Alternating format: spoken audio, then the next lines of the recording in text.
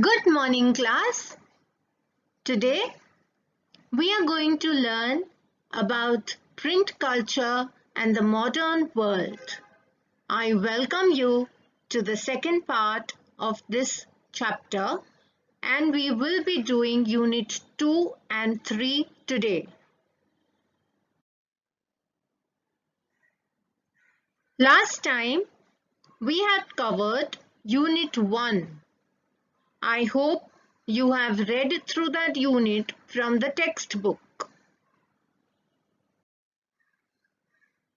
The learning outcomes that we expect at the end of the chapter are to help you critically think about how the advent of print and how the turnaround of political and social consciousness across the globe happened, as well as try and develop citizenship through understanding the contribution of print, growing ideas of debate, questioning, and established authority. So this is what we studied last time, the advent of print in China, Korea, and Japan. Now here is a mind map, and I would like you to, in particular, now this time, copy print comes to Europe, which is right here on the mind map. So this part is what you're going to copy. Print comes to Europe. You will also copy the Gutenberg and the printing press, a new reading public, religious debate, and the fear of print. This is what you will copy in your notebook after we have completed today's class. So it's not too much of writing, but yes, you will copy it. Now, Unit 2 begins with print comes to Europe. For centuries, silk and spices from China flowed into Europe through the Silk Route.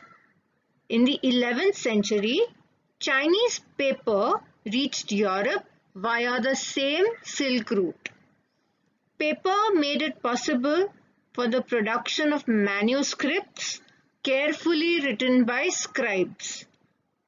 Back then, in 1295, Marco Polo, a great explorer, returned to Italy after many years of exploration in China. China already had the technology of woodblock printing, and this we had seen in our previous class. So Marco Polo brought this knowledge back with him. Now Italians began producing books with woodblock.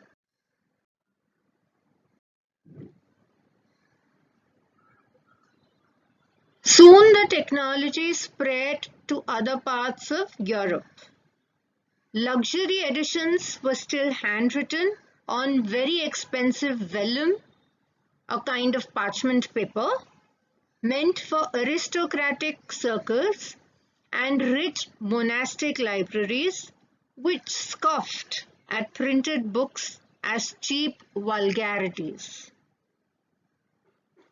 Merchants and students in the university towns bought the cheaper printed copies. As demand for books increased, booksellers all over Europe began exporting books to many different countries. Book fairs were held at different places. Production of manuscripts was also organized in new ways to meet the expanded demand. Scribes or skilled handwriters were no longer solely employed by wealthy or influential patrons, but increasingly by booksellers as well.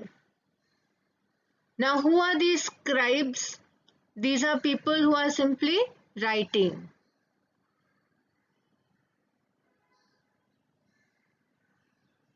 Now, the production of handwritten manuscripts could not satisfy the ever-increasing demand for books.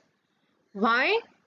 Because copying the manuscript by hand was an expensive, laborious, and time-consuming task.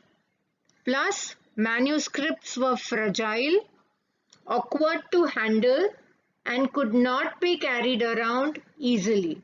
Therefore, their circulation remained limited. So, when you are asked, especially in a 3-mark question about the disadvantages of manuscripts, you have to remember these points: that handwritten manuscripts could not satisfy the demand for books. 1, they were expensive. 2, laborious. 3, time consuming. 4, fragile. 5, awkward to handle. 6, could not be carried around easily. Thus, their circulation was limited.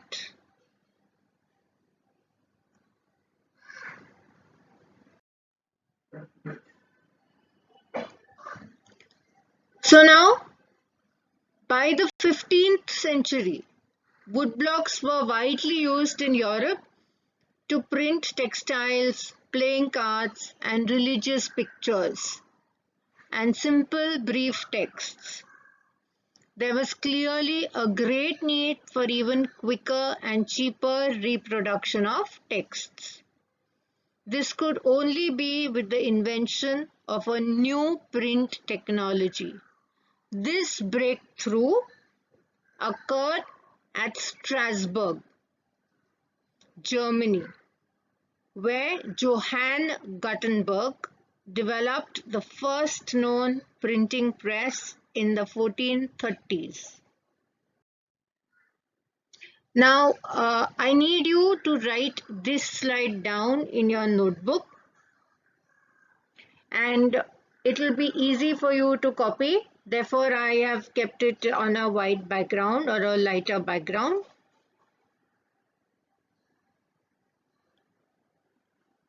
You may copy it later.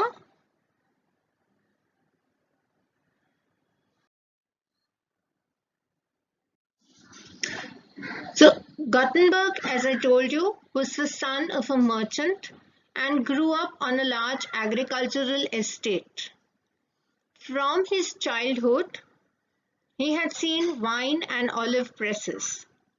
Subsequently, he learned the art of polishing stones, became a master goldsmith, and also acquired the expertise to create lead molds used for making trinkets. So this olive press I will show you a little later in today's class. Drawing on this knowledge, Gutenberg adapted existing technology to design his innovation. The olive press provided the model for the printing press, and molds were used for casting the metal types for the letters of the alphabet. So by 1448, Gutenberg perfected the system. The first book that he printed was the Bible, and about 180 copies of the Bible were printed, and it took him 3 years to produce them. By the standards of the time, this was a very, very fast level of production. The new technology did not entirely displace the existing art of producing books by hand. In fact, Printed books at first closely resembled the written manuscripts in appearance and layout.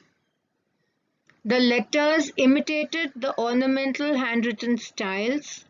Borders were illuminated by hand. So I have kept a copy of the Gutenberg Bible for you to see. Now when we talk about borders being illuminated by hand, they were illuminated with foliage. Foliage is those leaves and other such patterns. Illustrations were painted. In the books printed for the rich, there was space for decoration kept on a blank side and on each printed page. Each purchaser could choose the design and decide on the painting school that would do the illustration. In the 100 years between 1450 and 1550, printing presses were set up in most countries of Europe. Printers from Germany traveled to other countries seeking work and helping start new presses. As the number of printing presses grew, book production boomed. The second half of the 15th century saw 20 million copies, 20 million copies of printed books flooding the markets in Europe.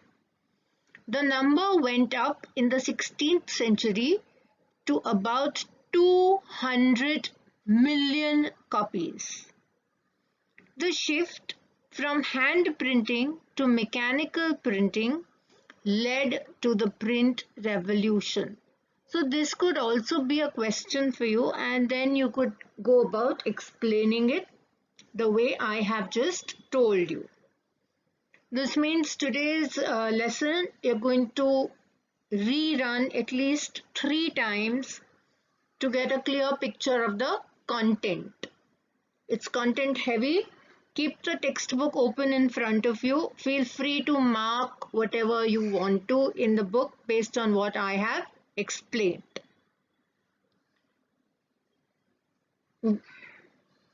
Now, when you saw the picture of the Gutenberg printing press, if you did not see it, you go back and see it, or you open it in your textbook and see.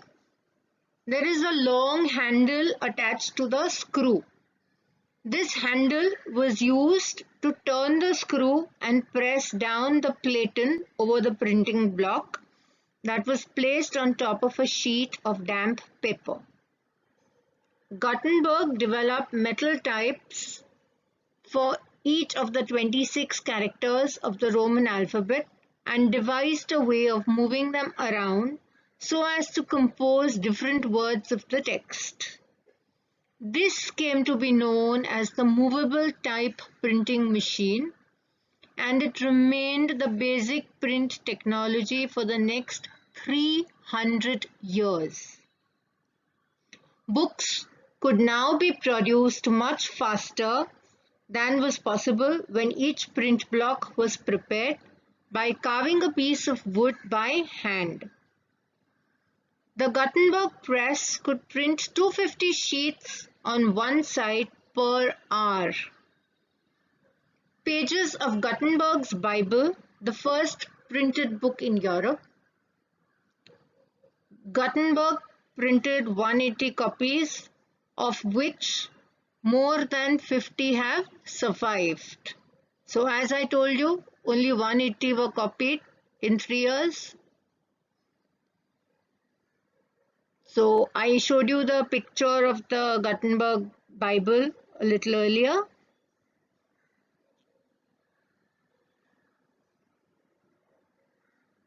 Now the borders of the Gutenberg Bible were carefully designed, painted, illuminated by hand by artists. So no 2 copies were the same. Every copy was different. And even when 2 books looked similar, a careful comparison would show the differences. And elites, the nice rich people everywhere preferred this lack of uniformity. What they possessed, they then could be, it's like a matter of status, that it's unique and no one else owned a copy that was exactly the same. Even if you see the text that I have shown you of the Gutenberg Bible, you will notice that the color within the letters in various places. This had two functions. It added color to the page and highlighted all the holy words to emphasize their significance. But the color on every page of the text was added by hand, and Gutenberg printed the text in black, leaving spaces where the color could be filled in later.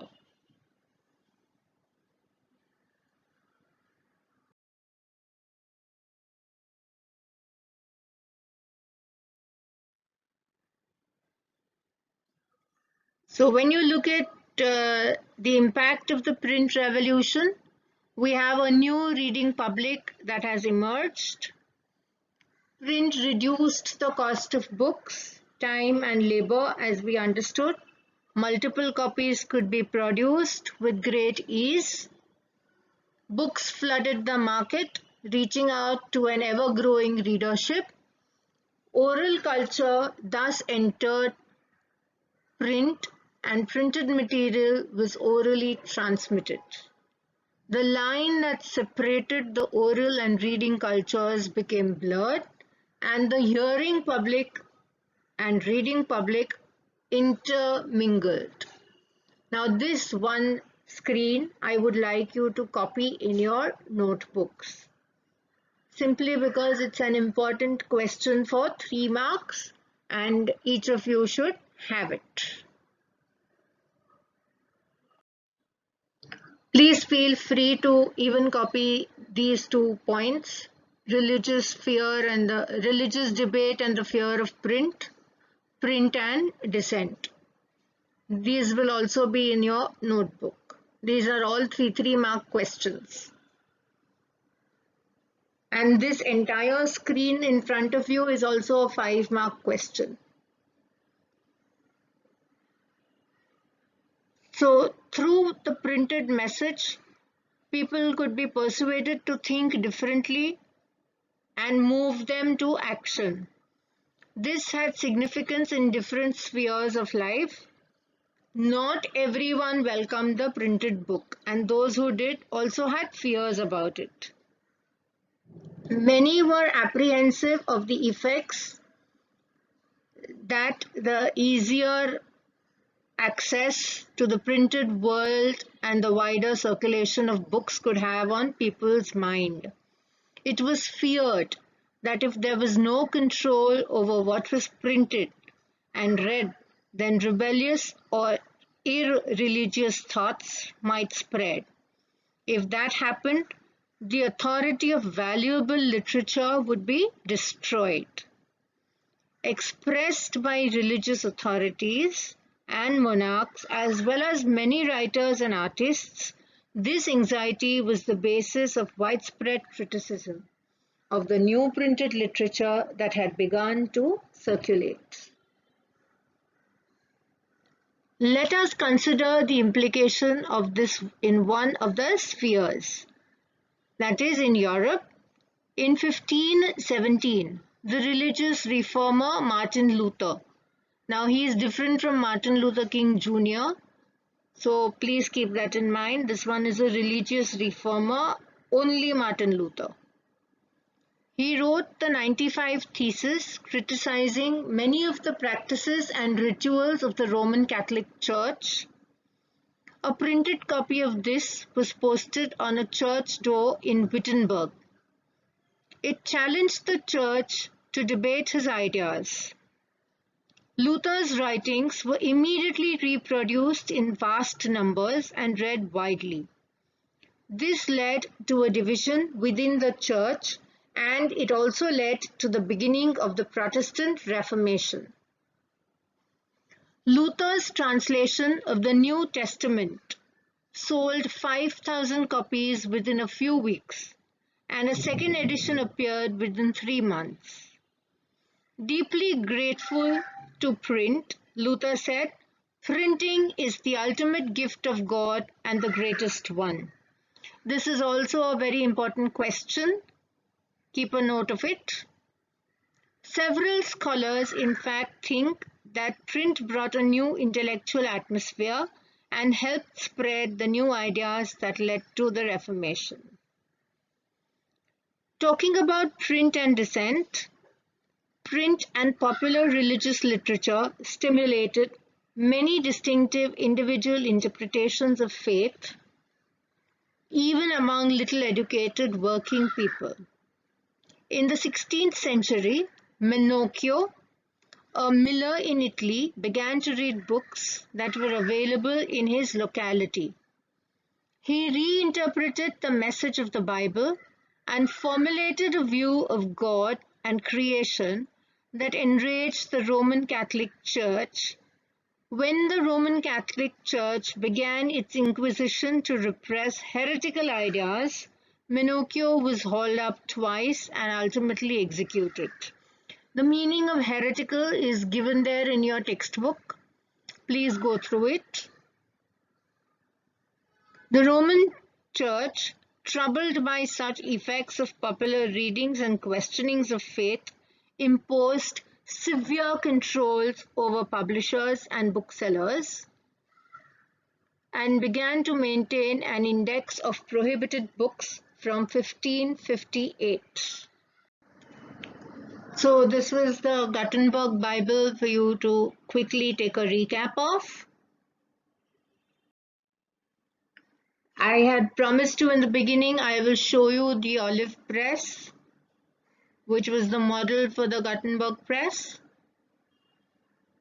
And I spoke to you about how he perfected the system and how he printed 180 copies of the Bible. I have already spoken to you about the impact of the print revolution, and I had asked you to copy one of those slides earlier. I would request you to copy this as well on the impact of the print revolution, where the cost of books is reduced. Books were now printed with speed, reaching out to an ever-growing readership. In the earlier times, reading was just meant for sophisticated elites, and common people lived in a world of oral culture, listening to ballads and folk tales.